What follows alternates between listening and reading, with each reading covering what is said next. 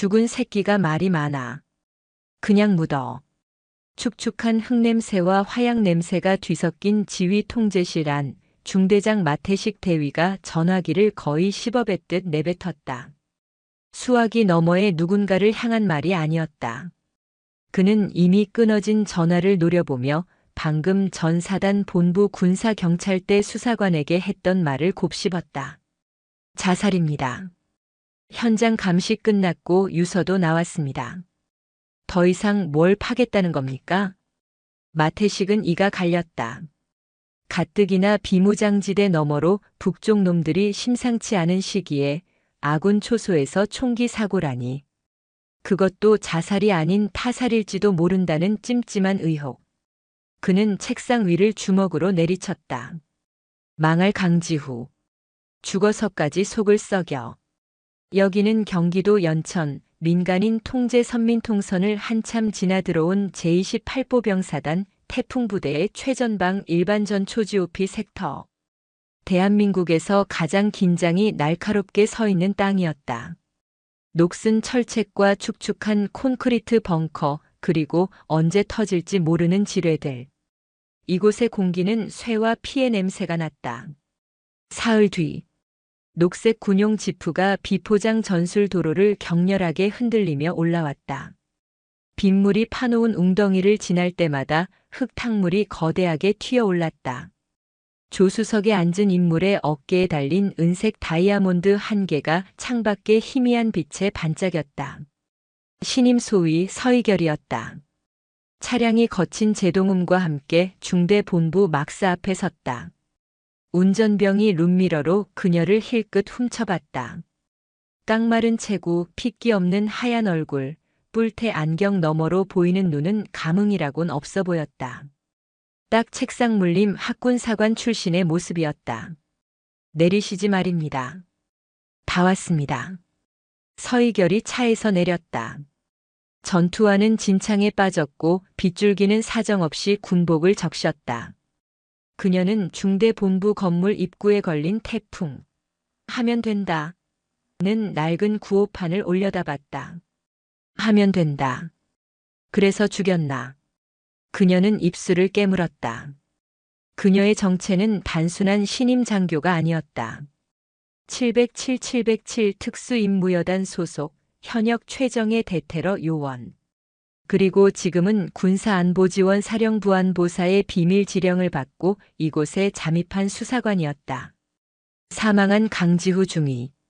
그는 서희결의 사관학교 2년 선배이자 그녀를 특임대로 이끌어준 유일한 멘토였다. 선배는 자살할 사람이 아니야. 절대. 그녀는 중대장실 문을 노크했다. 누구야? 태풍. 금일부로 오소대장으로 전입을 명받았습니다. 소위 서희결입니다. 문이 거칠게 열리고 매캐한 담배 연기와 함께 마태식 대위가 얼굴을 내밀었다. 30 중반의 그는 이미 군 생활에 찌든 얼굴이었지만 눈빛만은 뱀처럼 번들거렸다. 그는 서희결의 머리부터 발끝까지를 노골적으로 훑어봤다. 여자? 하. 사단 인사과 놈들이 돌았나. 지금 여기가 캠핑장인 줄 알아? 그것도 강중이 후임으로. 여자를 보내. 그는 헛웃음을 터뜨리며 문을 활짝 열었다. 들어와. 꼴 보기 싫게 비 맞지 말고. 중대장실은 지저분했다. 각종 작전 지도와 서류 뭉치, 그리고 반쯤 남은 컵라면 용기들이 널려 있었다. 마태식은 의자에 거만하게 주저앉아 그녀를 다시 뜯어봤다. 서희결 소위. 학군 몇 기? 50기입니다. 완전 애송이네. 그것도 여자. 강중이 알지? 자살했어. 스트레스 때문에. 여기 그런 곳이야. 너 같은 애가 버틸 수 있겠어? 최선을 다하겠습니다. 서희결은 교본 같은 대답을 하며 부동자세로 서 있었다. 그녀의 눈은 마태식의 책상 위를 빠르게 스캔했다. 값비싼 외제 만년필 그리고 군용이 아닌 사제 위성전화기 케이스가 서랍 손잡이 틈에 끼어 있었다. 최선? 최선 다하다가 골로 가는 수가 있어. 여긴 전방이야.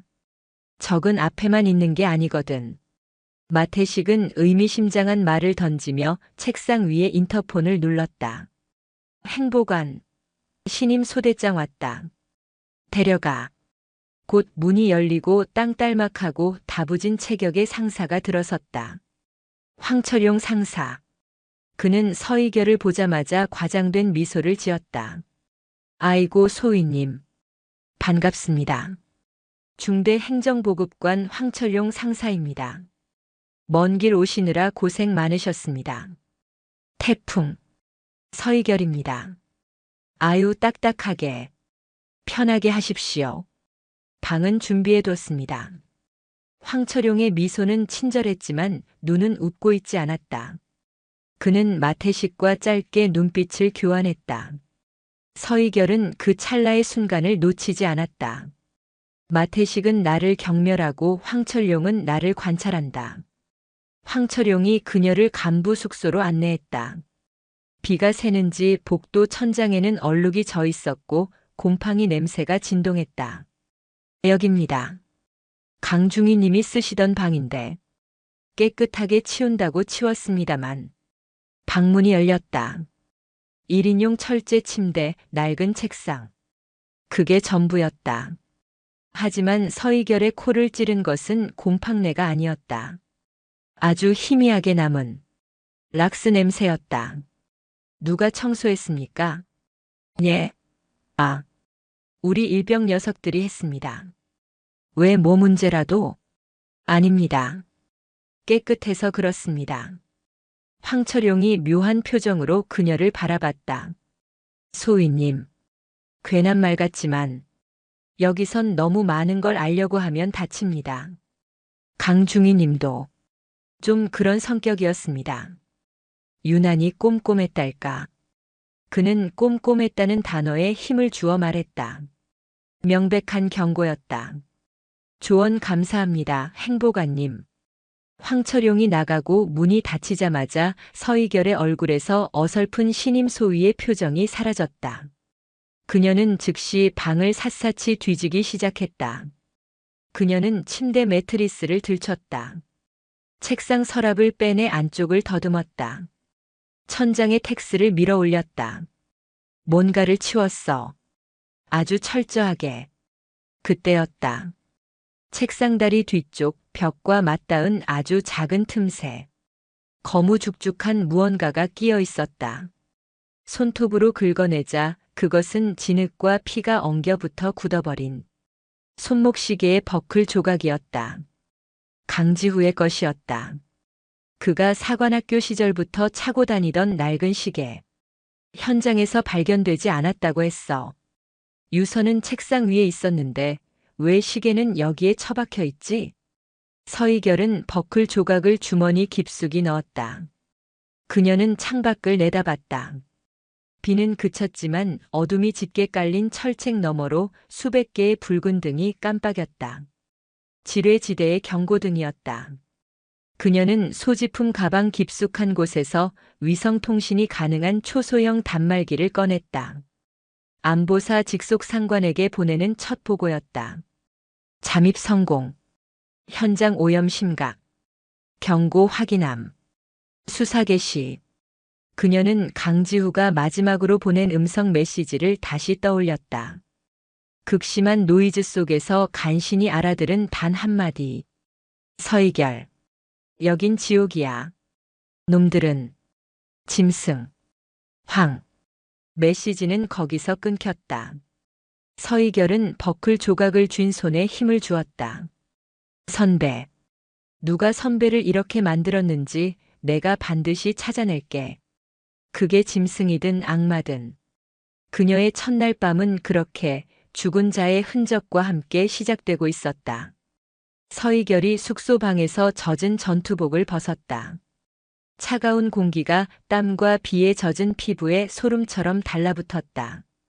그녀는 방금 주머니에 넣은 시계 버클 조각을 책상 위에 올려두었다.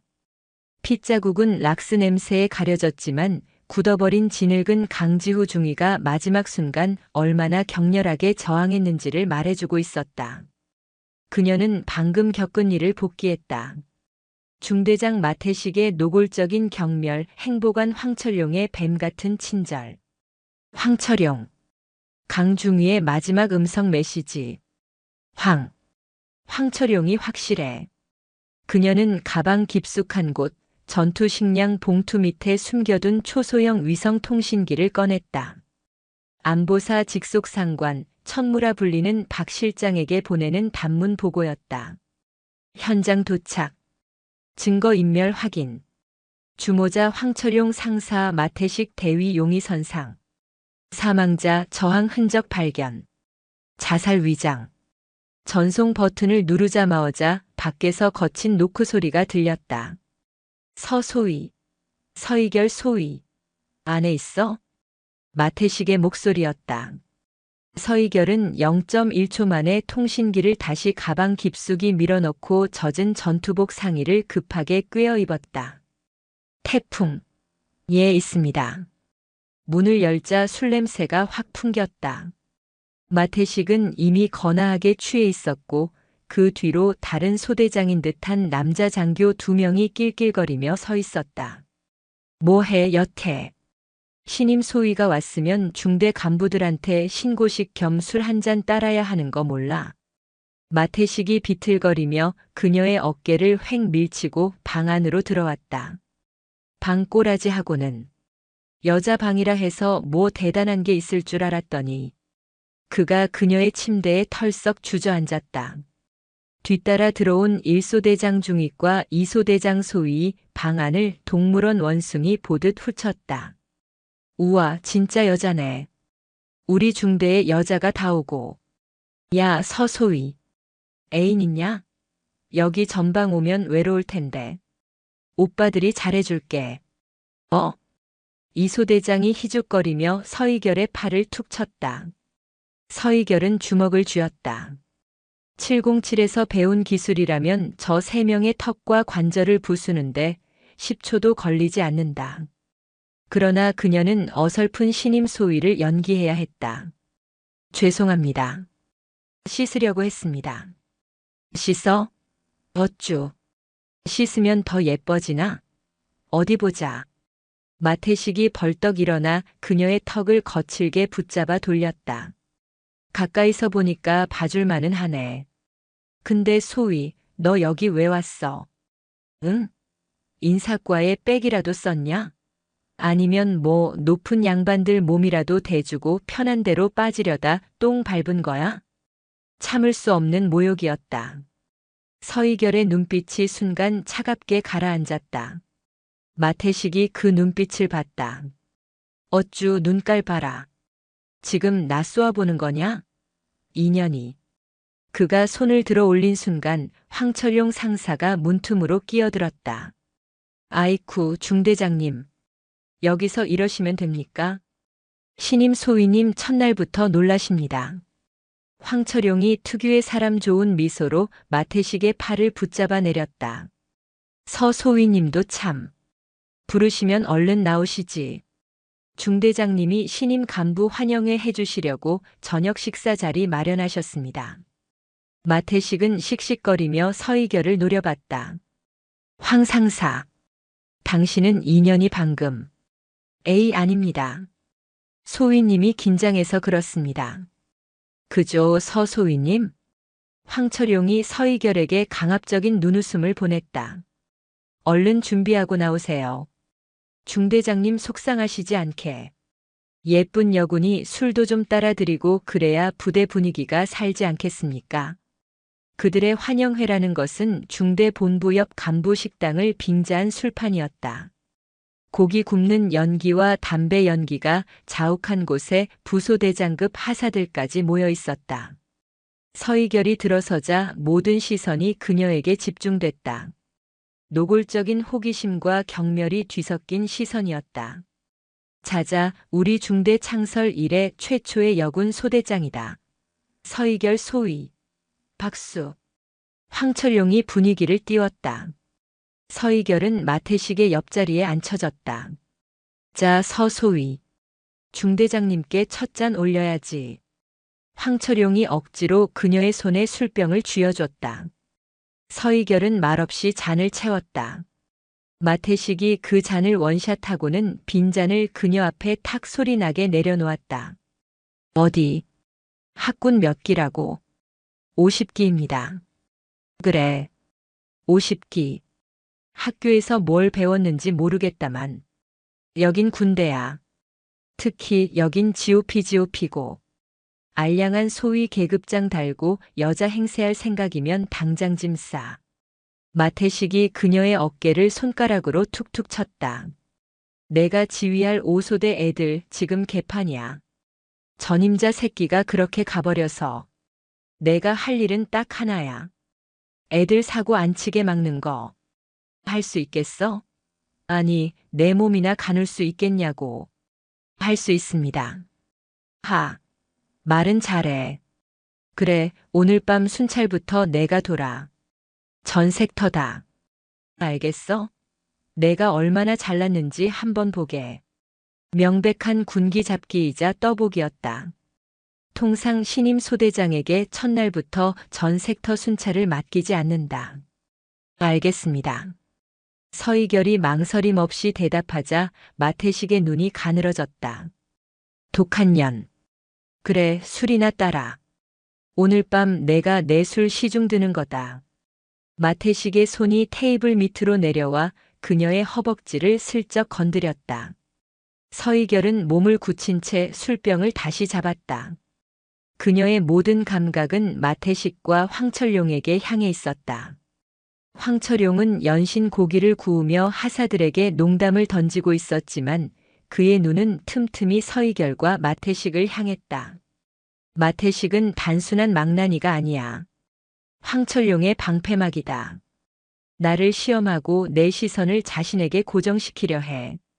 진짜 위협은 황철용이다. 그때였다.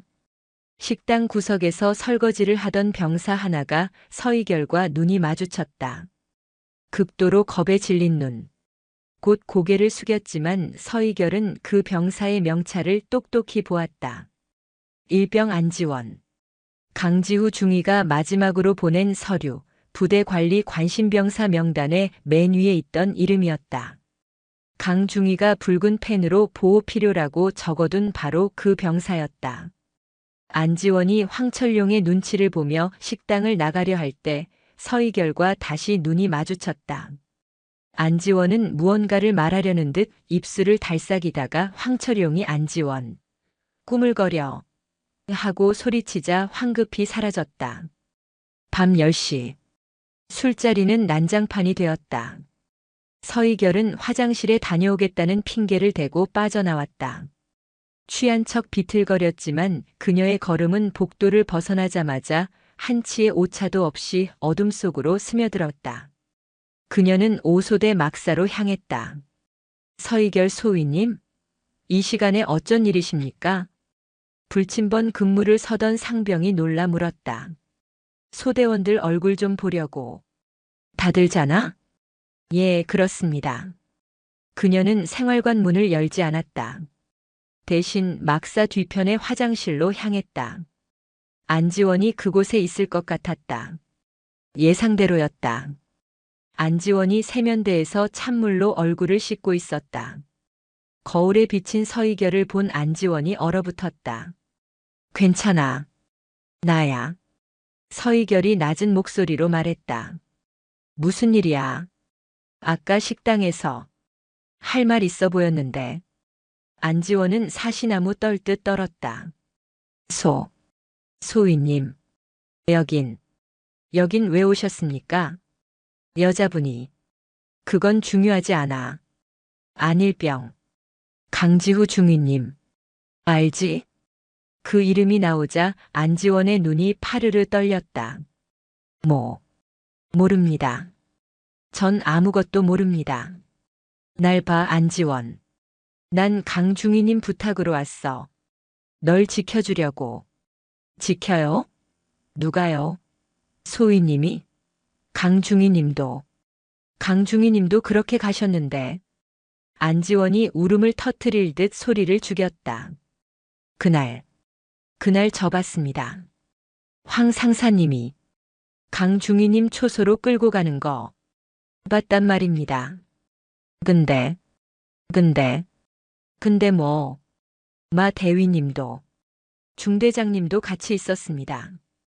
그리고 낯선 민간인도 있었습니다.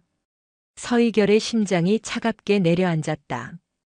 민간인. 이 GOP 철책안의 민간인이? 그날 이후로 황 상사님이 절 계속 감시합니다. 제가 뭘 봤는지 아는 겁니다. 소희님, 제발 저 좀 살려주십시오. 안지원이 그녀의 전투복 자락을 붙잡았다. 서희결은 안지원의 어깨를 단단히 잡았다. 안지원, 지금부터 내 말 잘 들어. 넌 아무것도 본 게 아니야. 나한테도 아무 말 안 했어. 알겠어? 하지만 증거가 필요해. 강중희 님이 무얼 조사했는지 그 민간인이 누군지 알아야 해. 내가 도와줘야겠어. 그녀가 안지원을 진정시키고 화장실을 나오려는데 어둠 속에서 누군가 서 있었다. 황철용 상사였다. 그는 미소 띤 얼굴로 박수를 쳤다. 야, 우리 신임 소위님. 부임 첫날부터 아주 바쁘시네. 술 시중도 들어야지, 애들 상담도 해줘야지. 아주 훌륭한 지휘관이야. 황철용의 눈은 조금 전에 그 친절한 눈이 아니었다. 야수의 눈이었다. 안지원이 이 새끼. 너 지금 뭐 한 거야? 신임 소대장한테 꼰지른 거냐? 아닙니다. 그냥 배가 아파서. 시끄러워. 황철용이 안지원의 뺨을 무섭게 후려쳤다. 안지원이 바닥에 나뒹굴었다. 소위님, 이건 우리 부대 방식입니다. 애들은 폐야 말을 듣습니다. 특히 저런 관심병사 새끼는. 서희결이 안지원의 앞을 막아섰다. 행보관님, 병사에게 손대지 마십시오. 지휘 계통상 제 소대원입니다. 지휘 계통? 황철용이 서희결의 얼굴 바로 앞까지 다가왔다. 소위, 내가 뭘 믿고 나한테 기어오르는지 모르겠는데. 계급장? 그거 종이장이야. 여긴 나 황철용이가 법이야. 강지후 그 새끼도 그걸 몰랐지. 그가 대놓고 본색을 드러냈다. 여자애가 소위 달고 꺼드럭거리는 거. 딱 오늘까지만 봐준다. 조용히. 인형처럼 있다가 1년 채우고 꺼져. 알았어? 황철용이 그녀의 뺨을 손등으로 툭 쳤다. 안 그러면 강지우처럼 돼.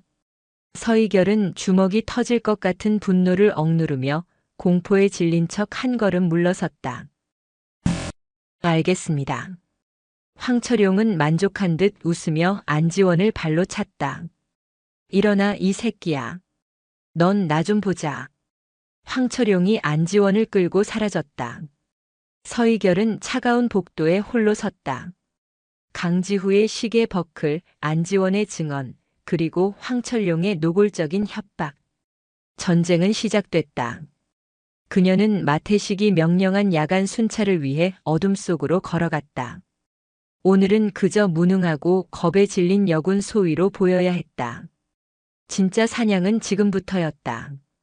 새벽 3시. 전술 도로를 밝히는 것은 희미한 달빛과 서희결의 손전등 불빛뿐이었다. GOP의 밤은 살아있는 생물처럼 음산한 소리를 냈다. 바람이 철책을 긁는 소리, 이름 모를 짐승이 수풀을 헤치는 소리. 마태식은 그녀를 혼자 내보냈다. 내가 지휘할 섹터다. 지형숙지 똑바로 해라. 는 명령이었지만 사실상 죽으러 가라는 아기와 다름없었다. 이 섹터는 특히 험준하고 겨울이면 멧돼지떼가 출몰해 병사들도 2인 1조로 순찰하는 곳이었다. 서희결은 손전등을 껐다. 어둠 속에서 빛은 표적일 뿐. 그녀는 707 특임대에서 야간 침투 훈련을 받은 몸이었다. 달빛과 별빛만으로도 지형을 파악하는 데 무리가 없었다. 오히려 암흑은 그녀의 완벽한 위장이었다. 그녀는 무능한 소위를 연기하기 위해 일부러 무전으로 중대 상황실에 보고했다. 여기는 오소대장. A구역 순찰 중. 안개가 너무 짙어 길이 잘 보이지 않는다. 현재 위치. 불명확함. 수화기 너머로 마태식의 비웃음 소리가 들리는 듯 했다. 서소희. 정신 똑바로 안 차려? 거기서 길 잃으면 내 시체 멧돼지밥 되는 거야. 알아서 기어와. 무전이 끊겼다. 좋아.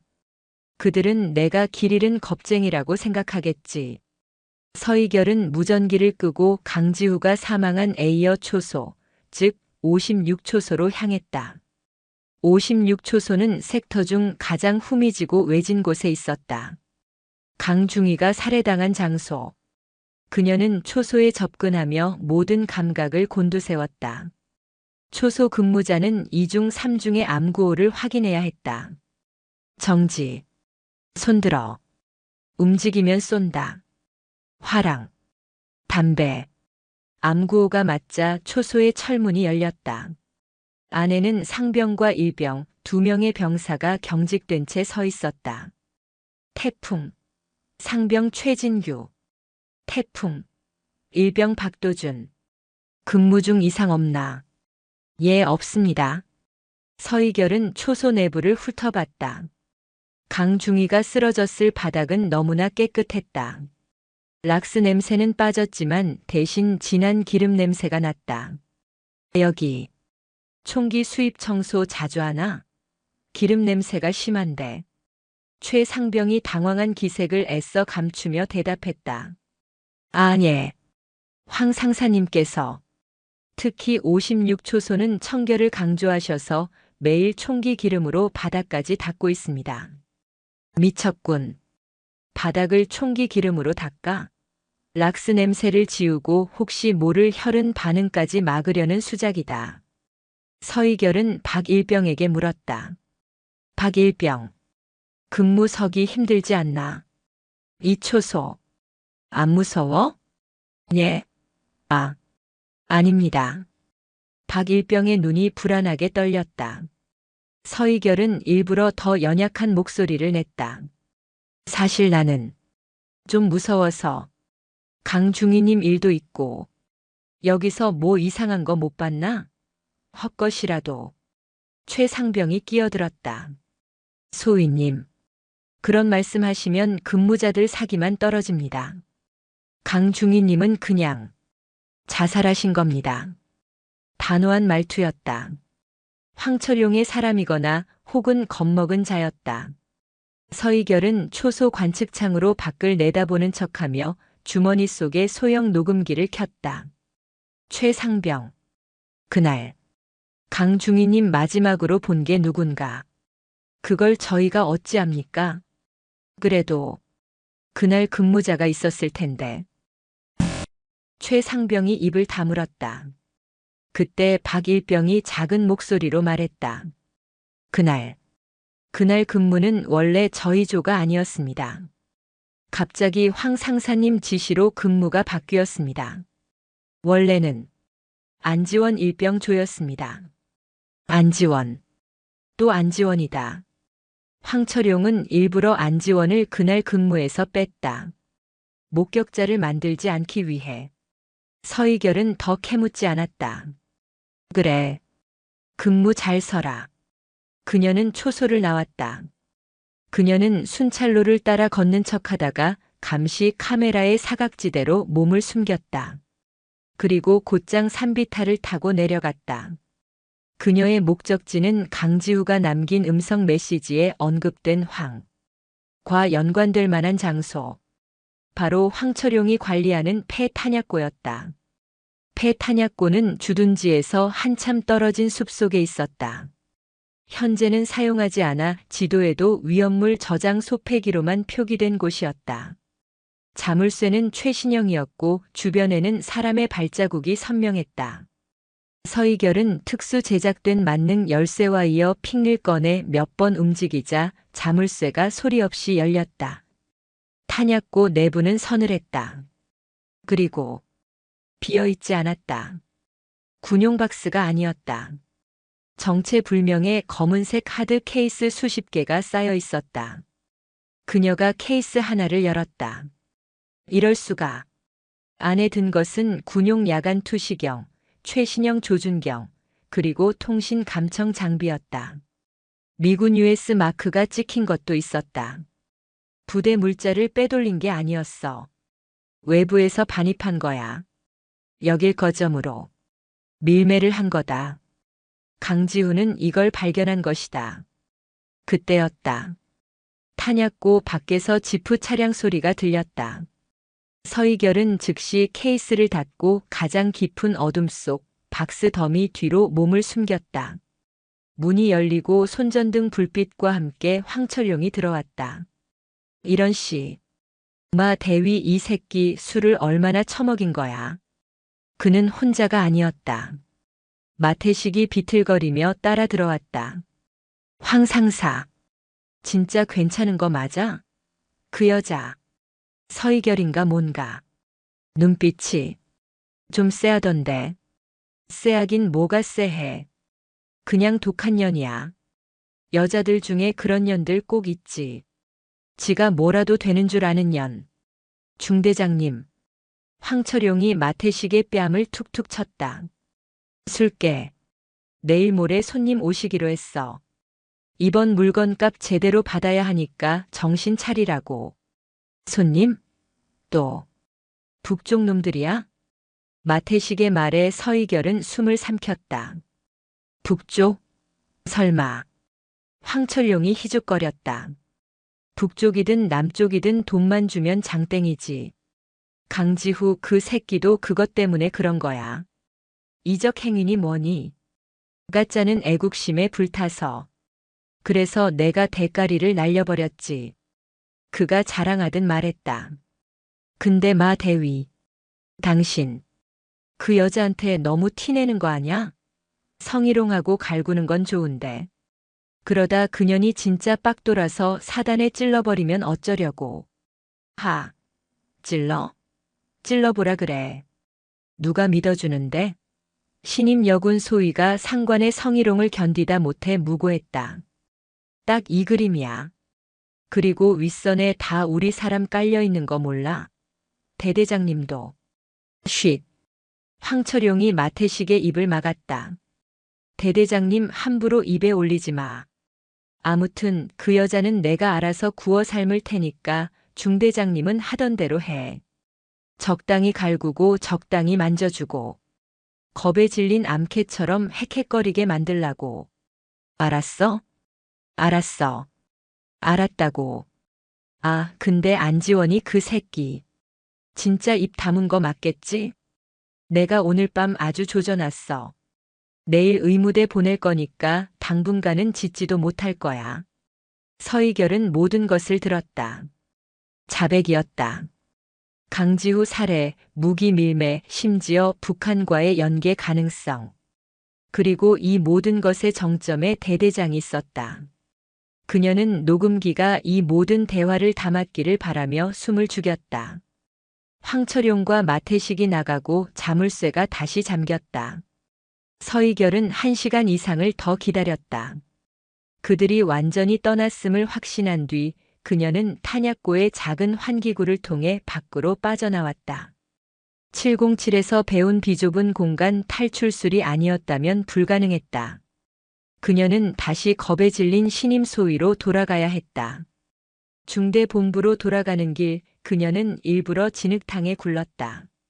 전투복을 찢고 팔에 생채기를 냈다. 새벽 5시.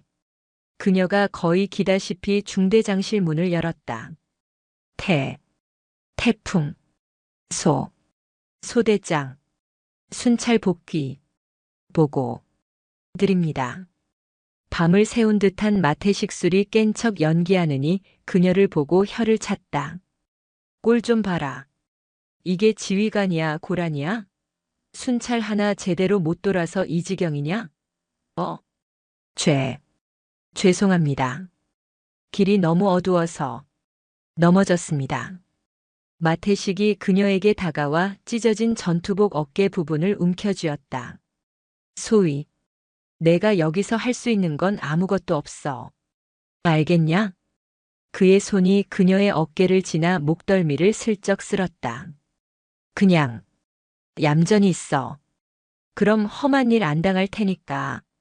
서희결은 공포에 질린 표정으로 고개를 끄덕였다. 마태식, 황철용, 그리고 대대장. 너희는 지금 지옥행 열차에 올라탔어. 다음 날 아침 부대는 발칵 뒤집혔다. 안지원 일병이 사라졌다. 탈영이다. 마태식 대위가 상황실 책상을 주먹으로 내리치며 고함을 질렀다. 황 상사, 당장 수색조 편성해. 이 새끼 철책 넘기 전에 잡아야 해. 서희결은 간부 비상 소집에 불려나와 가장 구석에서 이 모든 소동을 지켜봤다. 탈영? 아니야. 황철용이 어젯밤 안지원을 조졌다고 했어. 이건 탈영이 아니라 제거다. 황철용이 능숙하게 상황을 지휘했다. 1소대, 2소대는 주둔지 후방 야산. 3소대, 4소대는 민통선 검문소 방면. 그리고 그가 서희결을 돌아봤다. 서소위, 당신은 의무대랑 간부 숙소 주변이나 뒤져. 혹시 어디 처박혀서 약 먹었을지도 모르니까. 수색에서조차 그녀를 철저히 배제하고 무시하는 처사였다. 알겠습니다. 서희결은 오히려 그것을 기회로 삼았다. 모두가 탈영병 수색에 혈안이 된 지금이야말로 안지원의 흔적을 찾을 절호의 기회였다. 그녀는 의무대를 훑어보는 척하다가 5소대 생활관으로 향했다. 안지원의 관물대. 자물쇠는 잠겨 있었다. 하지만 어젯밤 황철용에게 끌려간 병사가 관물대를 잠글 여유가 있었을까? 누군가 잠갔다. 황철용이다. 서희결은 다시 한번 와이어 픽을 꺼냈다. 자물쇠가 열리고 안을 뒤졌다. 평범한 군복, 전투화, 세면도구. 하지만 매트리스 및 아주 깊숙한 곳에 손가락 한마디만 한 쪽지가 숨겨져 있었다. 만약 내가 사라지면 56초소 세 번째 철조망. 강중희님. 안지원의 필체였다. 그는 자신의 신변에 위험이 생길 것을 직감하고 마지막 단서를 남긴 것이다. 강지후 중위와 연관된 단서. 56초소 세 번째 철조망. 서소희. 거기서 뭐해? 어느새 황철용이 그녀 뒤에 서 있었다. 그의 눈은 살기로 번뜩였다. 탈영병 새끼 물건 뒤져서 뭐 나오나? 아니면 뭐 훔칠 거라도 있어? 노골적인 모욕이었다. 서희결은 쪽지를 손바닥 안에 감추며 일어섰다. 아닙니다. 혹시 유서라도 남겼을까봐. 유서?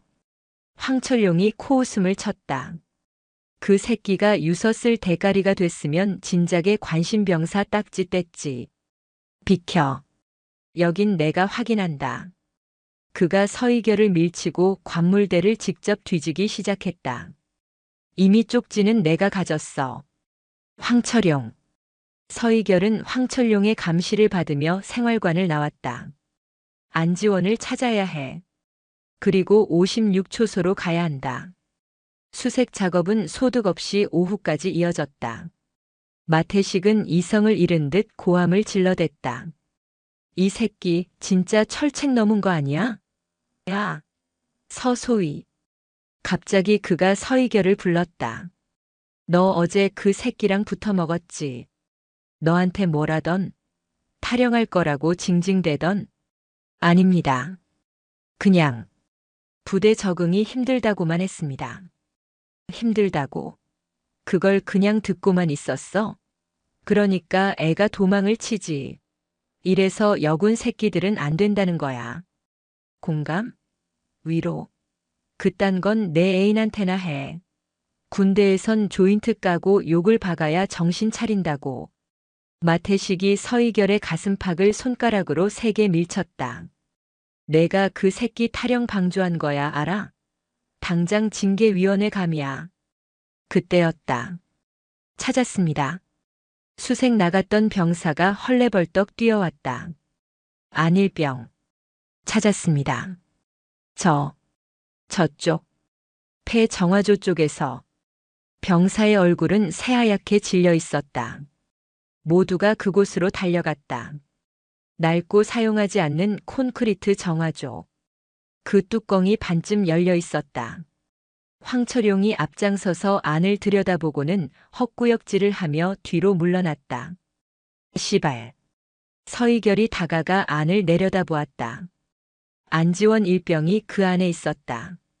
싸늘한 시신이 되어 목에는 군용 대검이 깊게 박혀 있었다. 손에는 자신의 K2 소총이 들려 있었다. 자살로 위장했어. 어젯밤에 죽이고 오늘 타령으로 위장한 뒤 이제야 자살로 발견되게 한 거다. 마태식이 경악한 얼굴로 소리쳤다. 에이, 이 새끼. 결국 자살했잖아. 강지우처럼. 망할. 그의 연기는 완벽했다. 황철용은 한 발 물러서서 담배에 불을 붙였다. 그의 손이 미세하게 떨리는 것을 서희결은 놓치지 않았다. 살인을 저지르고도 태어난 척하지만 계획이 틀어진 건가? 아니면 첫 번째 살인 강지후는 계획적이었지만 두 번째 안지원은 우발적이었나? 서희결은 시신을 뚫어져라 바라봤다. 안지원의 오른손이 소총을 쥐고 있었다. 하지만 서희결은 기억했다. 안지원은 왼손잡이였다. 식당에서 식판을 들 때, 화장실에서 세수를 할 때 왼손잡이가 오른손으로 자신을 찔렀다. 그것도 목을? 명백한 타살의 증거였다. 다들 비켜. 현장 보존해. 당장 사단 군사경찰대에 보고해. 마태식이 소리쳤다. 서희결은 이 혼란을 틈타 무리에서 빠져나왔다. 그녀의 목적지는 단 하나. 안지원의 마지막 메시지. 56초소. 세 번째 철조망. 그녀는 수색조에 합류하는 척하며 56초소 방면으로 달렸다. 초소 근무자들에게는 중대장님 지시다. 탈영병이 이쪽으로 도주했을 가능성이 있다. 고 둘러대고 철책선으로 접근했다. 3중 철책. 남쪽에서부터 첫 번째, 두 번째, 그리고 북쪽과 가장 가까운 세 번째 철조망. 그녀는 철조망을 따라 걸었다. 뭔가를 숨겨뒀어. 강중희 님이. 혹은 안지원이. 그때 철조망 기둥 중 하나의 아랫부분, 흙더미 속에 파묻힌 작은 돌무더기를 발견했다. 주변을 경계하며 흙을 파헤쳤다. 비닐에 꽁꽁 싸맨 작은 물체가 나왔다. 강지후 중위의 군번줄. 그리고 USB. 강지후가 남긴 진짜 증거였다. 서희결이 그것을 집어드는 순간 거기서 뭐 하나 서소위. 등 뒤에서 목소리가 들렸다. 마태식도 황철용도 아니었다. 그들의 윗선. 태풍주라 불렸던 자. 대대장 오치연 중령이었다. 그는 부드러운 미소를 짓고 있었지만 그 눈은 방금 안지원의 시신을 봤을 때보다 더 차가웠다. 신임 소대장이. 너무 호기심이 많으면 곤란한데. 그 손에 든 게 뭐지? 오치연의 뒤로 완전 무장한 대대 직할 수색대원 2명이 총구를 서희결에게 겨누고 있었다. 함정이었다. 안지원의 죽음은 이 함정을 파기 위한 미끼였다. 황철용과 마태식조차 몰랐을 대대장이 직접 설계한 덫.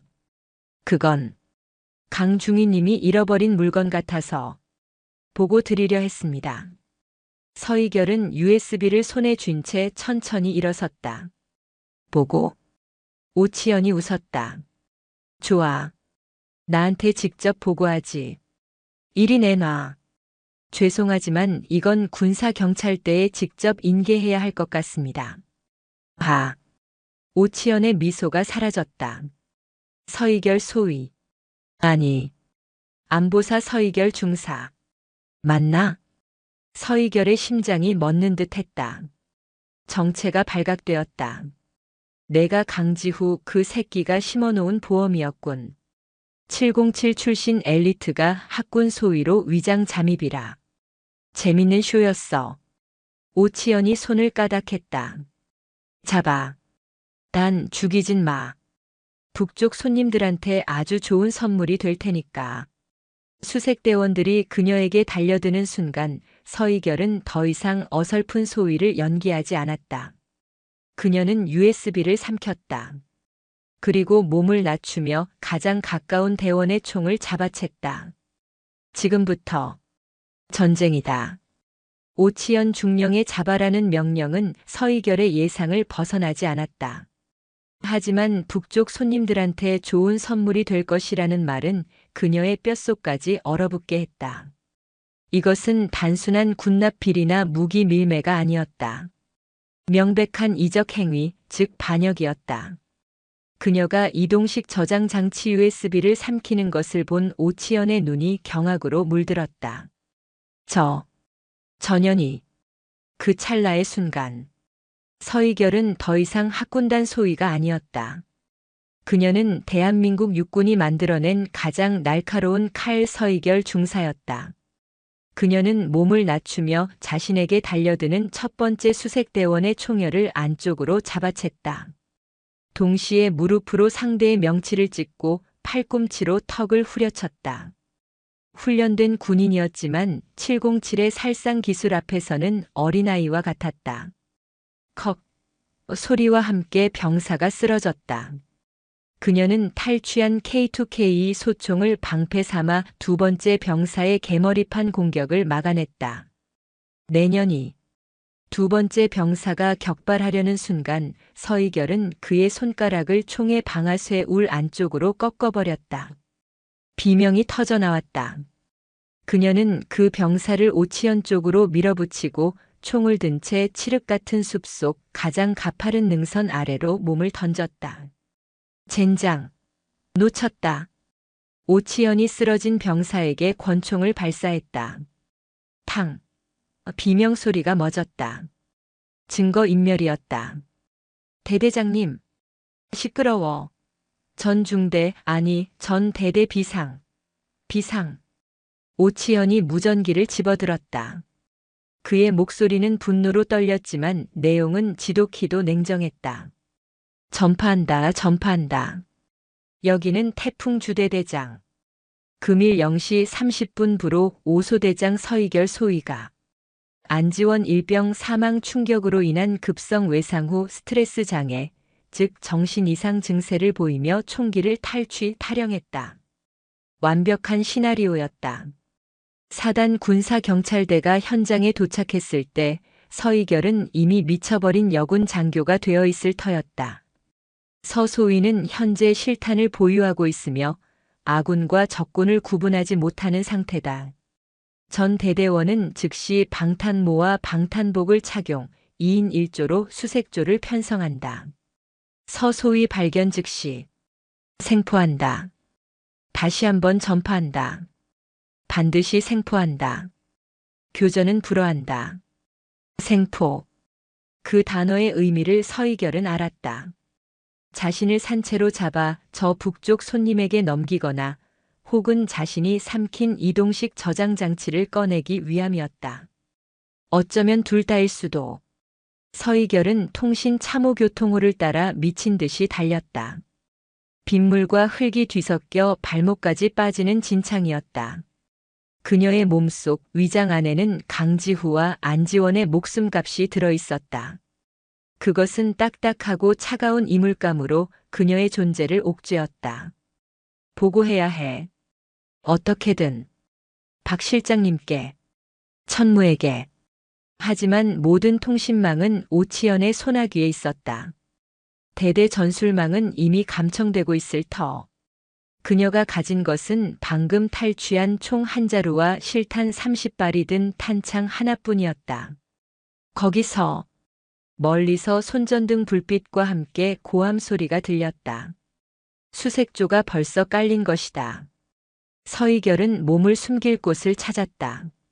그녀는 순찰로를 돌며 봐두었던 한국 전쟁 때 사용되었으나 지금은 지도에도 나오지 않는 폐쇄된 방공호를 떠올렸다. 56초소에서 북동쪽으로 약 500m 지점 칡넝쿨로 뒤덮인 절벽 아래였다. 그녀는 짐승처럼 네 발로 기어 덤불을 헤치고 방공호 입구를 찾아냈다. 썩은 나무 판자로 막아둔 입구를 뜯어내자 곰팡이와 흙먼지가 뒤섞인 역겨운 냄새가 뿜어져 나왔다. 그녀는 쥐 죽은 듯 그 안으로 기어들어갔다. 얼마 지나지 않아 방공호 밖으로 거친 목소리가 들렸다. 시발, 그 미친년 어디로 튄 거야? 야, 거기 너 제대로 안 봐? 마태식 대위였다. 이쪽은 흔적이 없습니다. 찾아. 멧돼지 굴이라도 다 뒤져. 그년 내가 잡으면. 봐. 마태식이 숨을 헐떡이며 낄낄거렸다. 그의 목소리는 흥분으로 가득 차 있었다. 그 앙칼진 년. 지가 뭐라도 되는 줄 알았지. 군대가 만만했어? 가슴팍 좀 흔들면서 소위 행세하면 다 되는 줄 알았나. 내가 오늘 아주 제대로 군기를 잡아주마. 그의 저열한 말들이 흙벽을 뚫고 서희결의 귀에 박혔다. 서희결은 총을 그어쥔 손에 힘을 주었다. 손톱이 손바닥을 파고들었다. 중대장님. 근데 정말 정신 이상 맞습니까? 서소위님. 그런 사람처럼 안 보였는데. 다른 장교의 목소리였다. 닥쳐. 대대장님 명령이야. 정신 이상자라고. 너 지금 대대장님 명령에 토다는 거야? 그리고 여자들 몰라? 멀쩡하다가도 한 달에 한 번씩 돌아버리는 년들이잖아. 아마 그날이었겠지. 안지원 그 새끼 시체 보고 꼴까닥 맛이 간 거야. 마태식이 방공호 입구 근처에 침을 뱉었다. 아, 생각할수록 꼴리네. 그 뻣뻣한 년이 겁에 질려서 숲속을 헤매고 다닐 거 아냐. 어서 와, 이겨라. 오빠가 안아줄게. 주사 맞자. 응? 수색대원들의 저급한 웃음소리가 뒤따랐다. 서희결은 눈을 감았다. 분노가 이성을 태우려 했다. 아니야. 흔들리지 마. 저들은 미끼다라. 나를 도발해서 밖으로 끌어내려는.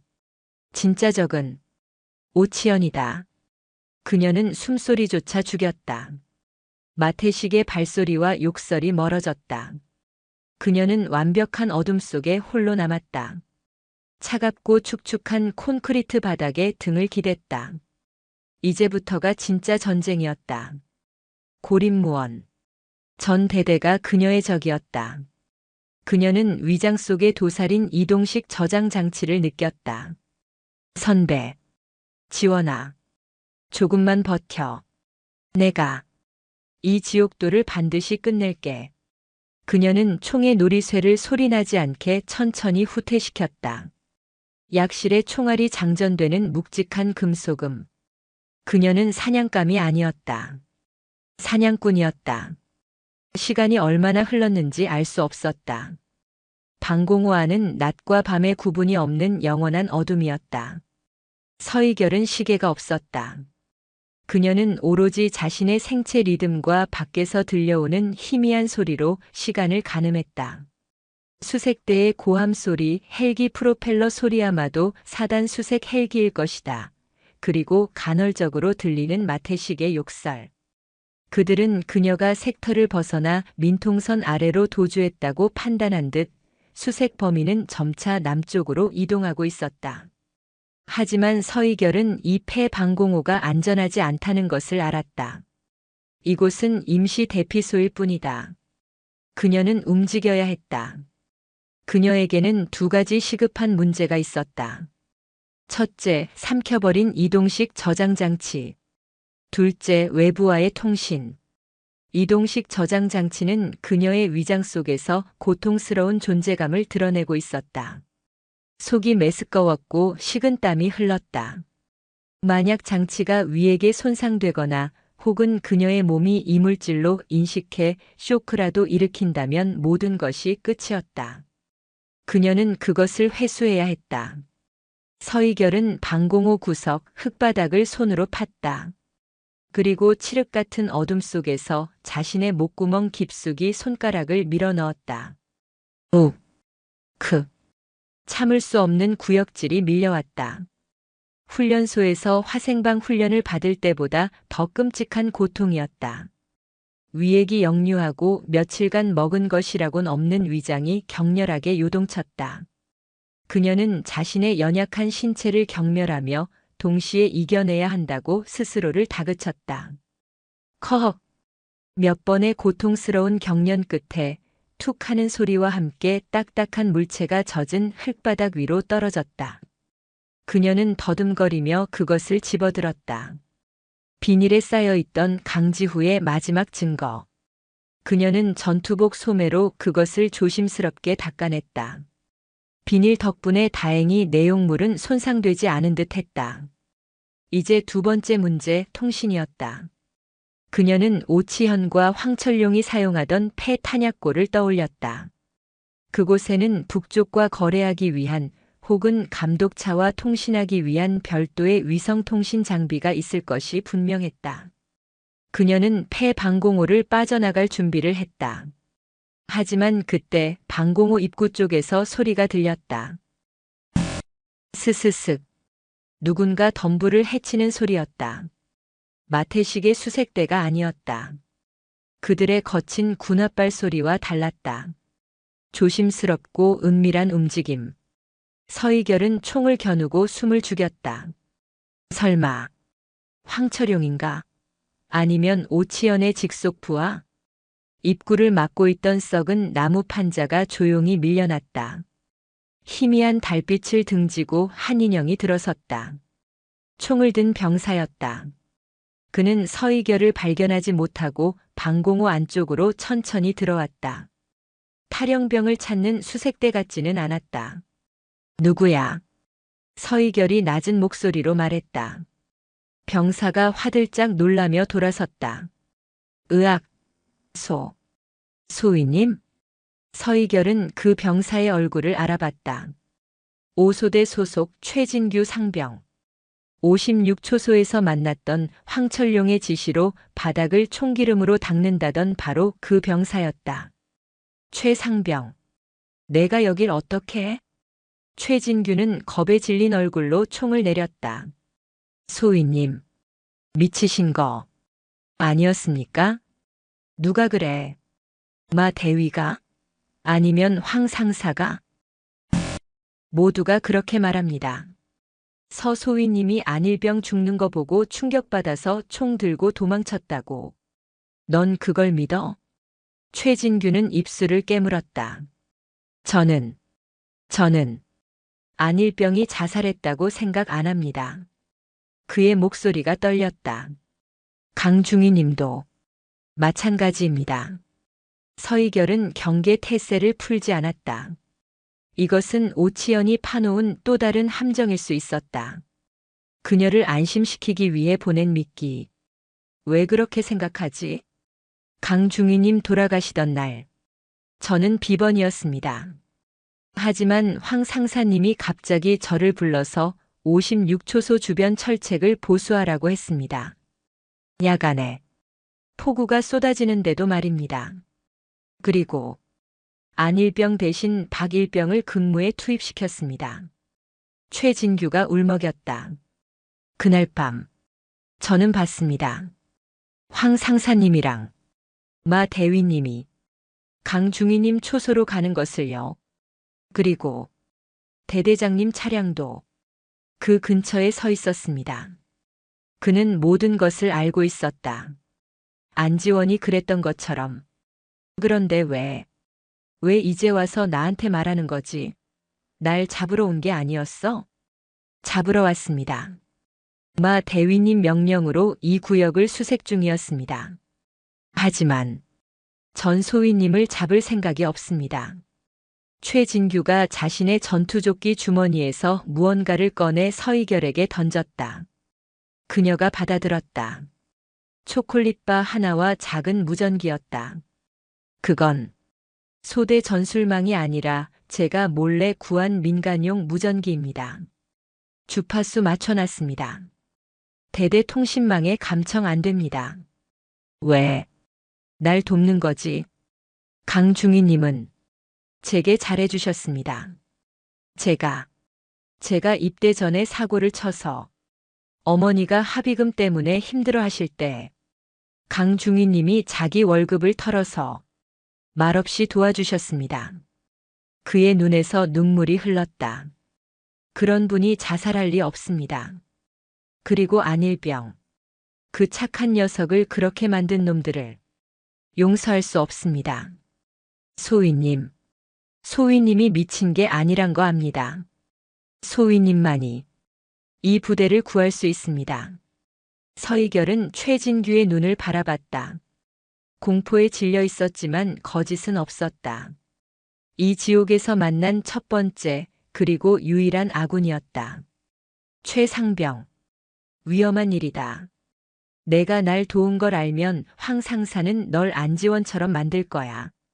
상관없습니다. 어차피 저도 곧 죽일 겁니다.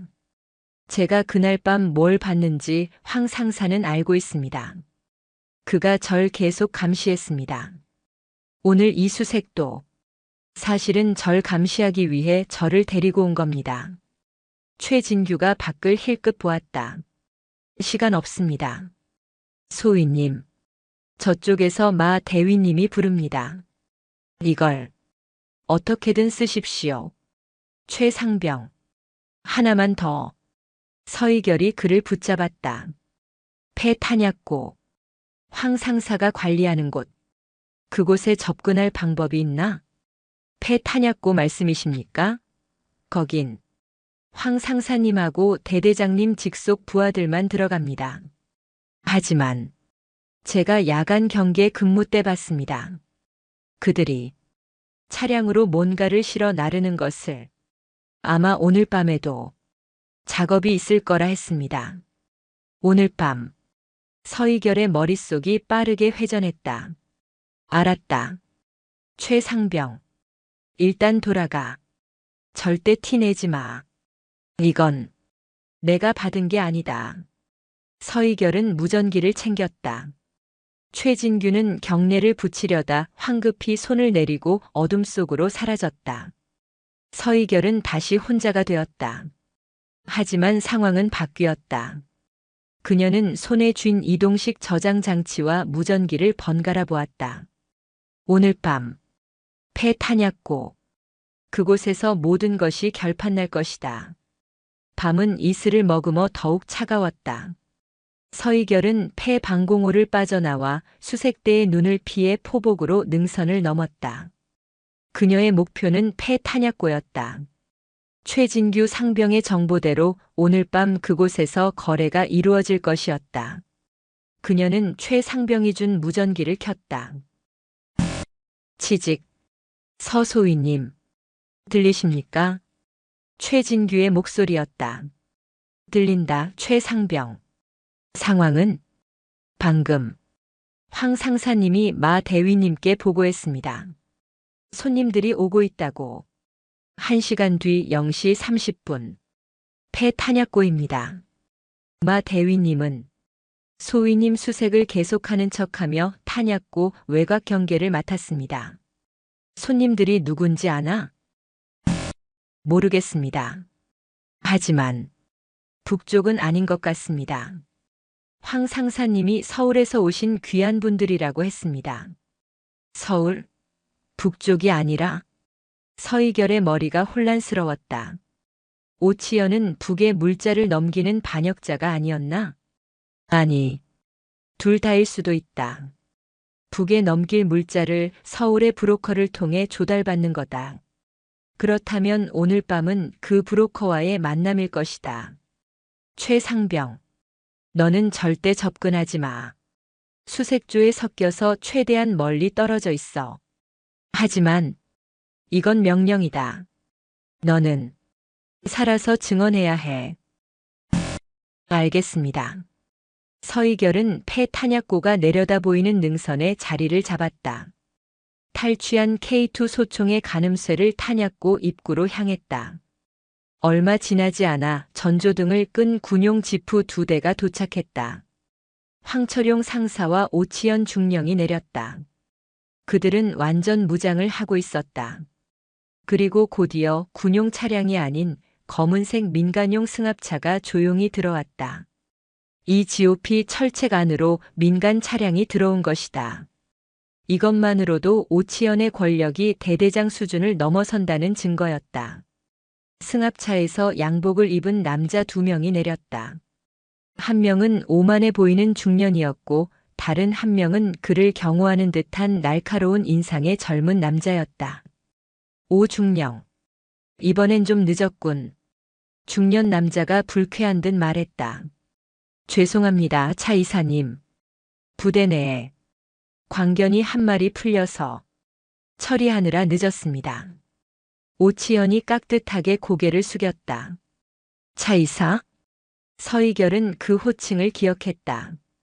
그 광견 때문에 우리 일에 차질이 생기면 곤란해. 알지? 북쪽 동무들이 이번 물건을 아주 급하게 찾고 있어. 자금은 준비됐으니 물건부터 봅시다. 물론입니다. 황 상사 문 열어. 황철용이 폐 탄약고의 자물쇠를 열었다. 그들이 안으로 들어갔다. 서희결은 망설였다. 지금 덮쳐야 하나? 아니, 증거가 부족해. 저들이 거래하는 현장을 잡아야 해. 그녀는 손에 쥔 이동식 저장 장치를 바라봤다. 이 안에 모든 게 있을 거야. 그녀에게는 컴퓨터가 필요했다. 폐 탄약고 안. 그들이 거래 내역을 확인하기 위해 반드시 노트북이나 단말기를 가져왔을 것이다. 그녀는 결심했다. 잠입해야 했다. 그녀는 소총을 등 뒤로 맨 채 탄약고의 뒤편 좁은 환기구로 접근했다. 어젯밤 빠져나왔던 바로 그곳이었다. 환기구 덮개를 소리 없이 제거하고 안으로 들어갔다. 탄약고 내부는 어두웠지만 그들 4명이 켠 손전등과 휴대용 컴퓨터 화면의 불빛으로 윤곽이 드러났다. 그들은 검은색 하드 케이스들을 열어보며 감탄하고 있었다. 좋아. 최신형 열상 감지기. 미군용 위성통신 장비까지. 오중령 수완이 대단해. 차 이사가 만족한 듯 웃었다. 이 정도는 돼야 북쪽 동무들도 만족하지 않겠습니까? 오치연이 맞받아쳤다. 황철용이 휴대용 컴퓨터로 무언가를 확인했다. 입금 확인됐습니다, 대대장님. 좋아. 물건 쉽게. 바로 그때였다. 서희결은 더 이상 기다릴 수 없었다. 그녀는 어둠 속에서 환기구를 통해 탄약고 내부로 뛰어내렸다. 누구야? 황철용이 소리치며 권총을 뽑아들었다. 차 이사와 그의 경호원도 경악하며 총을 꺼냈다. 움직이지 마. 서희결이 탈취한 K2 소총을 그들에게 겨눴다. 전원 무기 버려. 나는 안보사령부 소속 서희결 중사다. 지금부터 여기 있는 전원을 이적 행위 및 군사기밀 누설 혐의로 체포한다. 오치연이 분노와 당혹감이 뒤섞인 얼굴로 그녀를 노려봤다. 서희결. 이 독한 년. 대대장님. 전현이 USB를. 황철용이 외쳤다. 알아. 오치연이 차이사에게 속삭였다. 이사님. 전현이 증거를 삼켰습니다. 전현을 잡아야 합니다. 차 이사의 경호원이 망설임 없이 서희결에게 총을 발사했다. 탕. 서희결은 몸을 날려 케이스 더미 뒤로 숨었다. 총알이 콘크리트 벽을 튀겼다. 황 상사. 마 대위한테 연락해. 당장 여기로 오라고 해. 전현 여기서 죽인다. 오치연이 고함치며 엄폐했다. 순식간에 탄약고 내부는 총격 전장이 되었다. 서희결은 절대적으로 불리했다. 1대4. 게다가 밖에서는 마태식의 수색대가 몰려올 터였다. 그녀는 케이스 더미 뒤에서 이동식 저장 장치를 꺼내 들었다. 기회는 지금뿐이다. 그녀는 황철용이 버려두고 간 휴대용 컴퓨터를 향해 몸을 날렸다. 전현희. 총알이 그녀의 팔을 스쳤다. 격통이 몰려왔지만 그녀는 컴퓨터를 움켜쥐고 다시 엄폐했다. 이동식 저장 장치를 컴퓨터에 꽂았다. 암호 입력. 젠장. 암호. 서희결은 강지후의 얼굴을 떠올렸다. 선배. 선배라면 뭘로 했겠어? 그녀는 강지후의 군번을 입력했다. 실패. 그녀의 생일을 입력했다. 실패. 찾았다. 저기 있다. 황철용이 총을 난사했다. 생각해. 강지후. 그가 마지막으로 내게 했던 말. 그녀는 강지후의 임관식 날을 떠올렸다. 그가 웃으며 했던 말. 이겨라, 우린 군인이다. 우리가 지켜야 할 단 하나의 가치. 뭔지 알아? 정의. 아니었다. 명예. 아니었다. 우리의 조국이다. 서희결은 떨리는 손으로 암호를 입력했다. 나의 조국. 액세스 승인됨. 파일이 열렸다. 그 안에는 동영상 파일 수십 개가 있었다. 황철용이 강지우를 살해하는 장면. 오치현이 민간인차 이사과 접선하는 장면. 그리고 오치현이 판문점 인근에서 북한군 장교와 악수하며 물건을 넘기는 충격적인 영상까지. 모든 것이 담겨 있었다. 서희결은 위성통신 프로그램이 켜져 있는 것을 확인했다. 수신자는 천모. 강지후는 이미 모든 것을 준비해 두었다. 죽여. 전현희 컴퓨터 만지게 두지 마. 오치현이 미친 듯이 소리쳤다. 서희결은 가장 용량이 큰 북한군 접선 영상을 천무에게 전송하기 시작했다. 전송 막대가 천천히 고통스러울 정도로 천천히 차올랐다. 10%, 20%. 막아. 황철용과 경호원이 그녀를 향해 동시에 사격했다. 서희결은 총을 쏘며 응전했다. 버텨야 해. 버텨야 해. 전송 막대가 80%를 넘어서는 순간 탄약고의 철문이 거칠게 열렸다. 마태식 대위와 그의 부하들이 들이닥쳤다. 저기 있다. 저 미친년. 마태식이 서희결을 향해 총을 겨눴다. 쏴. 쏴 죽여. 오치현이 명령했다. 탕. 탕. 탕. 수십 발의 총알이 서희결이 숨은 케이스 더미로 쏟아졌다. 그 순간 전송 막대가 100% 전송 완료로 바뀌었다.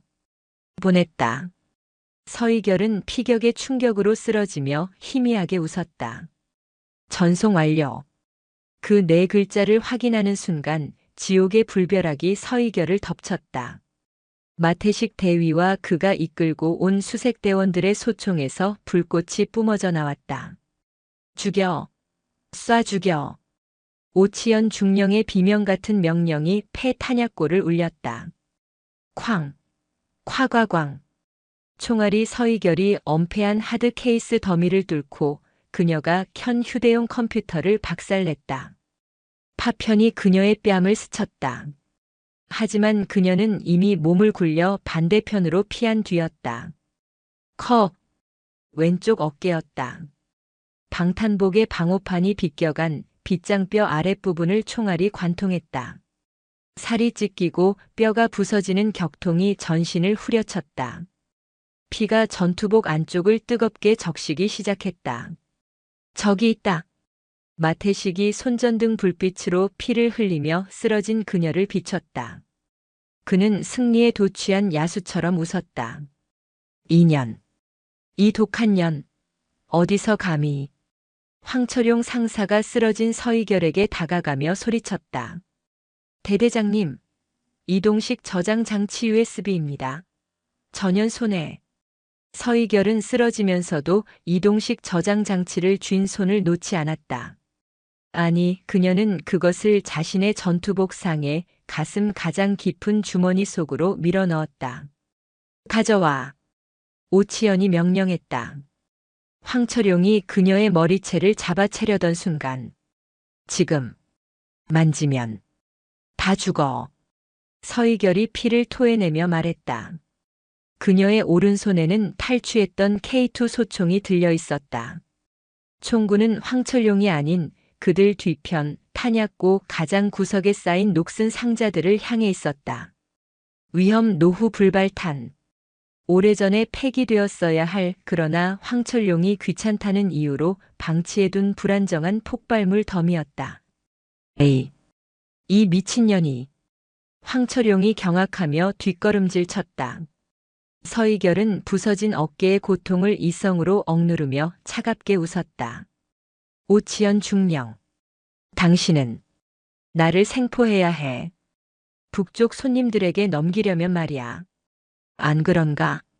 그녀는 오치연이 자신을 쉽게 죽이지 못할 것이라 확신했다. 북쪽과의 거래에서 그녀는 최고의 협상 카드였다. 그리고 차 이사님? 그녀가 양복을 입은 민간인 브로커를 노려봤다. 당신, 방금 그 총격. 그거 군 형법이 아니라 민간인 총포법 위반이야. 여기서 죽으면 당신 경호원이 쏜 총에 맞고 죽은 불법 무기상이 되는 거지. 감당할 수 있겠어? 차 이사의 얼굴이 하얗게 질렸다. 오중령. 뭐해? 저 여자 입마가. 당장. 오치연은 진퇴양난에 빠졌다. 저 여자를 쏘는 순간 저 여자도 불발탄을 쏠 것이다. 이 좁은 탄약고 안에서 공멸이었다. 서희결. 중사. 아니 소위. 총 내려. 내가 이겼어. 항복해. 그럼. 목숨은 살려주지. 오치연이 회유를 시도했다. 항복? 서희결이 숨을 헐떡였다. 강지후 선배. 안지원 일병. 그들을 죽인 놈들한테? 그녀는 총구를 아주 미세하게 움직여 황철용을 조준했다. 황 상사. 내가 안지원이 목에 칼을 박았지. 왼손잡이인 아이의 오른손에 총을 쥐어주고. 안 그런가? 무슨 소리야? 난 몰라. 황철용의 눈이 미친 듯이 흔들렸다. 그리고 마태식 대위. 그녀가 마태식을 노려봤다. 넌 그저 즐거웠겠지. 내 그 더러운 욕망을 채울 장난감이 필요했을 테니까. 내 놈의 그 추잡한 성희롱. 안지원이 시체를 보고도 웃음이 나오던. 닥쳐. 인연이 죽으려고 환장했나. 마태식이 격분하여 총을 들었지만 오치연이 그의 팔을 막았다. 진정해, 마 대위. 전연 도발에 넘어가지 마. 서희결은 시간을 벌고 있었다. 피가 너무 많이 흘렀다. 어깨의 감각이 사라지고 시야가 흐려지기 시작했다. 보냈어. 분명히 보냈어. 천모. 박 실장님. 제발. 그녀는 최진규가 준 민간용 무전기가 바닥에 떨어져 있는 것을 보았다. 안 돼. 저걸 잡아야 해. 그녀는 마지막 힘을 쥐어짰다. 오치연. 당신은 끝났어. 내가 모든 걸 보냈거든. 뭐? 내가 삼켰던 게 뭔지 궁금했나? 그건 미끼였어. 진짜는 강지후 선배가 남긴 원본. 방금 내가 전송했어. 당신이 북한군 장교와 악수하는 그 더러운 영상. 지금쯤 안보사 본청 서버에 도착했을 거야. 오치연의 얼굴에서 핏기가 사라졌다. 그가 그토록 냉정하게 유지하던 포커 페이스가 무너져 내렸다. 거짓말 마. 이 철책 안에서. 어떻게. 그러게. 어떻게 보냈을까? 서희결이 웃었다. 그 순간 그녀는 소총을 쥐지 않은 손으로 바닥을 기어 무전기를 움켜쥐었다. 그리고 그녀는 불발탄 더미를 향해 방아쇠를 당겼다. 안 돼. 오치현과 황철용, 마태식이 비명을 질렀다. 쾅! 폐 탄약고가 무너져 내렸다. 노후화된 폭발물이 연쇄적으로 폭발하며 콘크리트 건물을 안에서부터 찢어발겼다. 거대한 화염과 검은 연기가 연천의 밤하늘을 붉게 물들였다. 폭발의 충격이 수킬로미터 밖 철책까지 뒤흔들었다. 마태식과 수색대원들은 폭발의 직격탄을 맞고 형체도 없이 사라졌다. 황철용은 무너지는 천장 구조물에 깔려 끔찍한 비명을 질렀다. 차 이사와 그의 경호원은 입구 근처에 있다가 폭풍에 휘말려 밖으로 튕겨나갔다. 서희결은 방아쇠를 당김과 동시에 두꺼운 하드 케이스 더미 뒤 가장 깊숙한 곳으로 몸을 던졌다. 폭발의 열기와 충격파가 그녀의 등을 덮쳤다. 부서진 어깨의 고통보다 더 거대한 충격이 그녀의 의식을 잠식했다. 강지후 선배, 안지원, 이걸로 된 건가요? 그녀는 손에 쥔 무전기의 송신 버튼을 누른 채 의식을 잃었다. 무전기 너머로 그녀의 마지막 숨소리와 함께 지옥 같은 폭발음이 송신되었다. 치직, 크. 무전기에서 들려오는 것은 고통스러운 숨소리와 지옥 같은 폭발음뿐이었다. 서중사, 서희결, 응답하라. 서울 용산구 삼각동, 안보사령부 지하벙커. 천무 박 실장의 얼굴은 돌처럼 굳어 있었다. 몇 분 전 암호화된 위성통신망을 통해 나이조국이라는 제목의 파일이 수신되었다. 그리고 그것을 열어본 순간 박 실장은 자신의 눈을 의심했다. 현역 육군 중령이, 그것도 최전방 대대장이 북한군 상자와 접선하여 군사물자를 넘기는 동영상. 그것은 단순한 비리가 아니었다. 대한민국 군의 근간을 뒤흔드는 반역이었다. 파일은 강지후 중위의 아이디로 발신되었지만 박 실장은 그것이 서희결임을 직감했다. 실장님, 28사단 섹터에서 대규모 폭발 감지. 위성 열원 반응 포착. 젠장. 박 실장은 서희결이 마지막에 보낸 그 폭발음이 무엇을 의미하는지 깨달았다. 그녀가 스스로 미끼가 되어 모든 것을 터뜨린 것이다. 전군 최고 경계 태세 발령. 육군 본부 직할 대테러 특임대의 즉시 출동 명령. 목표는 28사단 태풍부대. 현 시간부로 해당 부대 지휘권을 안보사에서 통제한다. 하지만 실장님, 사단장 승인 없이는. 사단장이고 군단장이고 지금 믿을 놈 하나 없어. 오치현이 중령 따위가 이 정도 일을 벌일 수 있었던 건 그 윗대깔이 누군가가 방조했거나 혹은 공범이라는 뜻이다. 박 실장이 책상을 내리쳤다. 당장 헬기 띄워.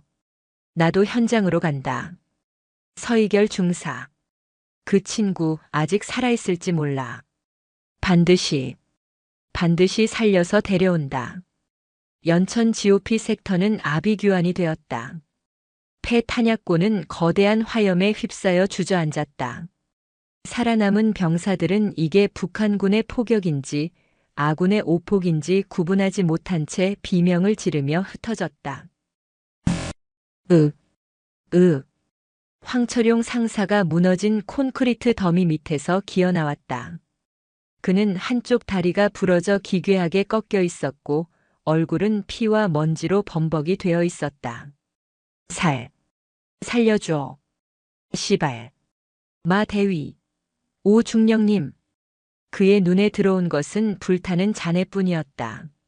마태식은 흔적도 없었다. 시끄러워, 이 버러지 새끼야. 차가운 목소리가 들렸다. 오치현 중령이었다. 그는 기적적으로 폭발의 중심에서 벗어나 있었다. 그는 차 이사와 경호원을 버리고 서희결이 뛰어들기 직전 탄약고 뒤편의 배수로로 몸을 피했던 것이다. 그는 권총을 든 채 절뚝거리며 황철용에게 다가왔다. 네. 대대장님. 살려주십시오. 다리가. 황 상사. 넌 너무 많은 걸 알지. 그리고 너무 시끄러워. 예? 무슨. 탕. 오치연은 망설임 없이 황철룡의 이마에 총을 쐈다. 황철룡의 눈이 마지막 경악을 담은 채 뜨여 있었다. 이제 그년 차례다. 오치연은 불타는 탄약고 자네를 노려봤다. 서이결. 내가 모든 걸 보냈다고 했지. 하지만 내가 죽으면 그 증거는 정신 나간 여군의 조작이 된다. 내가 그렇게 만들 거니까. 그는 부러진 다리를 질질 끌며 튕겨나간 차 이사에게 다가갔다. 차 이사는 머리에서 피를 흘리며 기절해 있었다. 오치연은 차 이사의 주머니에서 위성 전화기를 꺼냈다. 그리고 단축 번호를 눌렀다. 나다. 그래, 오치연이다. 일이 틀어졌다. 보험이 필요해. 그래. 지금 당장 북쪽 동무들에게 연락해. 지금이 기회라고. 그는 미친 듯이 웃었다. 이 섹터를 통째로 날려버릴 거다. 북한군 도발로 위장해서 이 모든 증거와 증인들을 싹 다.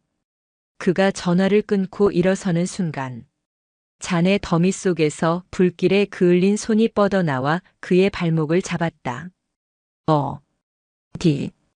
가 서이결이었다. 그녀는 온몸이 만신창이었지만 아직 숨이 붙어 있었다. 그녀의 눈은 붉은 불길 속에서 이글거리는 늑대처럼 오치연을 노려보고 있었다. 에이, 악마, 새끼, 독한 년. 정말 독한 년이구나. 오치연이 경악하며 그녀를 발로 찼다. 하지만 서이결은 발목을 놓지 않았다. 그녀는 손에 쥔 이동식 저장 장치를 피 묻은 전투복 상의에 달린 수류탄 고리에 걸었다. 이거 가지고 같이 가자. 미친. 오치연이 권총을 그녀의 머리에 겨누었다. 그 순간 쇠액. 밤하늘을 찢는 날카로운 소리와 함께 검은색 헬기 수십 대가 섹터 상공을 뒤덮었다. CH-47 치누크와 UH-60 블랙호크. 단순한 안보사 요원들이 아니었다. 대한민국 육군 최정예 707 특수임무여단 본대가 강화하고 있었다. 움직이지 마라. 움직이면 사살한다. 헬기에서 쏟아져 내린 대테러 요원들이 순식해이간에 오치현과 서이결을 포위했다. 수십 개의 붉은 레이저 조준점이 오치현의 몸을 뒤덮었다. 오치현 중령.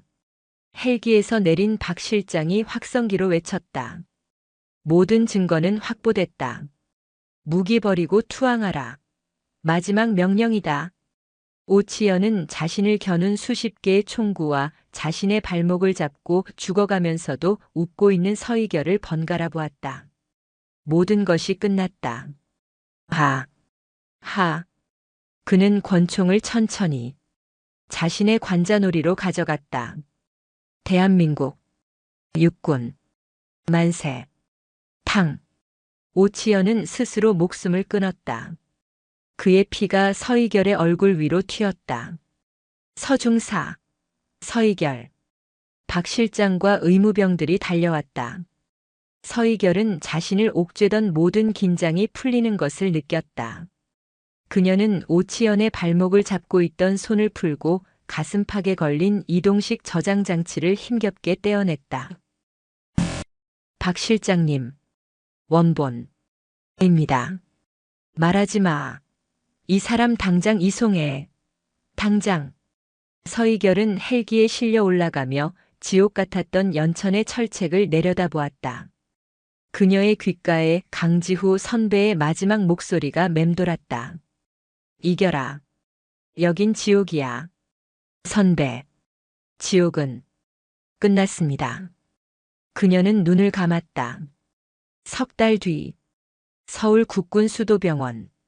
서이결은 창밖을 내다보고 있었다.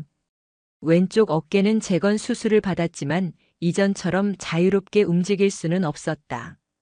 707 특임대원으로서의 생명은 사실상 끝난 것이나 다름없었다. 흉터는 선명했고 비가 오는 날이면 뼈가 시렸다. 몸은 좀 어떤가? 박 실장이 사복 차림으로 병실에 들어섰다.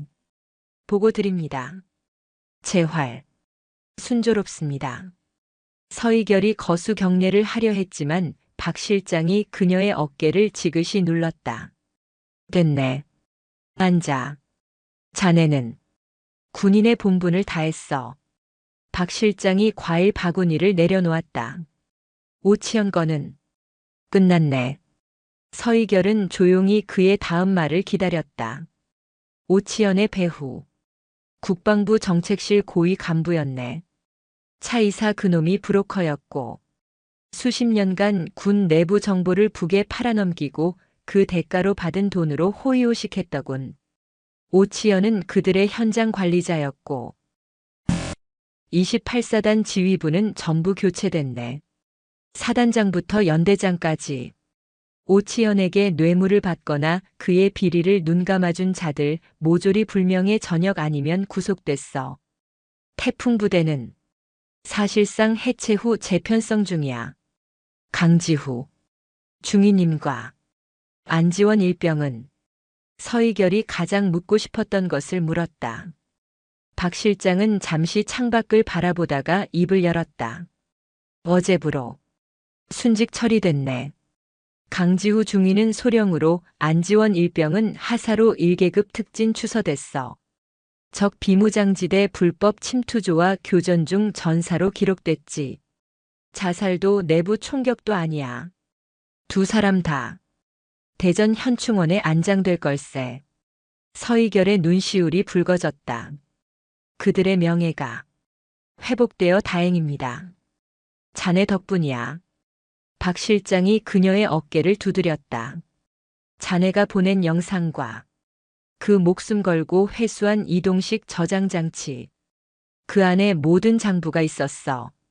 그게 없었다면 북한군 도발로 인한 불행한 사고로 묻혔을 거야. 그리고 자네는 정신 이상 탈영병으로 기록됐겠지. 서중사. 자네에게 훈장이 수여될 걸세. 충무무 공훈장이야. 최고의 무공 훈장이었다. 하지만 비공개일세. 이번 일은 군의 치부라. 대대적으로 알릴 수가 없어. 미안하네. 서희결은 고개를 저었다. 훈장을 바라고 한 일이 아닙니다. 알아. 그래서 자네에게 선택지를 주려고 하네. 박 실장이 그녀를 진지하게 바라봤다. 어깨 때문에 707 복귀는 어렵겠지. 하지만 자네 같은 인재를 잃을 순 없어. 안보사령부. 내 직속팀으로 오겠나? 현장은 아니지만 자네의 그 머리와 판단력이 필요해. 천무팀에서 나와 함께 이 썩어 빠진 군 내부를 도려내는 일을 계속하지 않겠나. 서희결은 자신의 왼쪽 어깨 흉터가 만져지는 곳을 어루만졌다. 고통은 여전했지만 그 고통의 의미는 달라져 있었다. 제가 할 수 있겠습니까? 자네만이 할 수 있네. 다시 1년 뒤 늦가을. 대전광역시 유성구 국립대전현충원. 검은색 정장을 입은 서희결이 두 개의 묘비 앞에 섰다. 이제 그녀는 서중사도 서소위도 아닌 안보사령부 서희결 수사관이었다. 그녀의 어깨는 재활로 많이 나아졌지만 완벽하진 않았다. 육군 소령 강지후, 육군 하사 안지원. 그녀는 국화 두 송이를 헌화하고 말없이 거수 경례를 붙였다. 보고 드립니다. 두 분의 명예는 지켜졌습니다. 그리고 아직 끝나지 않았습니다.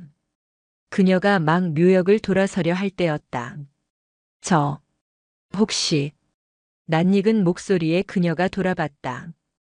짧은 머리의 청년이 어색한 사복 차림으로 서 있었다. 최진규. 병장? 아닙니다. 얼마 전에 만기 전역했습니다. 최진규입니다. 그날 밤 그녀에게 무전기와 초콜릿을 건넸던 유일한 조력자, 최진규였다.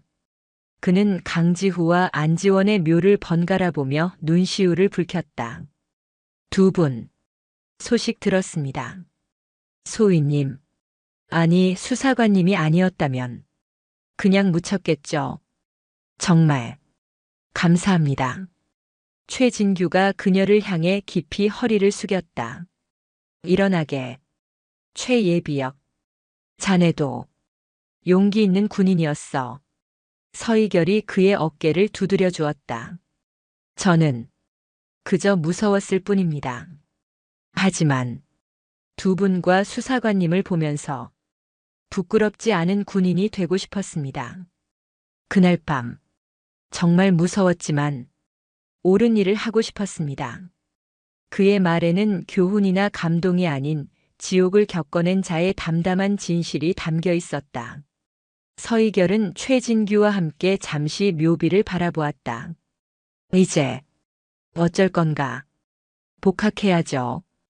평범하게 학교 다니고 취직도 하고 그렇게 살 겁니다. 하지만 절대 잊지 않을 겁니다. 이곳에서의 일을 제가 지켜야 했던 것이 무엇인지. 그래, 그게 정답일지도. 서희결은 코트깃을 여몄다. 두 사람은 말없이 묘역을 걸어 나왔다. 현충원의 가을 하늘은 눈이 시리도록 파랗고 높았다. 정문 앞에서 최진규가 다시 한번 그녀에게 고개 숙여 인사했다. 건강하십시오. 최진규 씨도. 최진규가 버스 정류장을 향해 걸어갔다. 평범한 23 청년의 뒷모습이었다. 서희결은 그가 인파 속으로 사라지는 것을 지켜보다가 자신의 차에 올라탔다. 그녀는 운전석 거울에 비친 자신의 모습을 보았다. 여전히 창백하고 흉터는 남았지만 그날 밤 GOP에서 울부짖던 짐승의 눈빛은 사라져 있었다. 대신 그보다 더 깊고 차가운 강철의 의지가 자리 잡고 있었다. 그녀는 시동을 걸었다. 박 실장에게서 새로운 임무 파일이 막 도착해 있었다. 천모, 서희결, 임무, 개시합니다. 그녀의 전쟁은 아직 끝나지 않았다. 강철의 땅, 대한민국을 지키기 위한 그녀의 사투는 이제부터가 진짜 시작이었다.